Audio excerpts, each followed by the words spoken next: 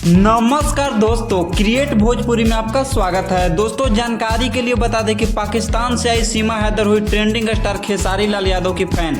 जहां दोस्तों आप लोगों ने सही सुना, पाकिस्तान से आई सीमा हैदर हुई ट्रेंडिंग स्टार खेसारी लाल यादव की फैन। तो दोस्तों क्या है पूरी खबर की जानकारी बताएंगे इस वीडियो में, लेकिन उससे पहले अगर आप चैनल पर नए हैं तो वीडियो को लाइक कर चैनल को सब्सक्राइब कर लीजिए।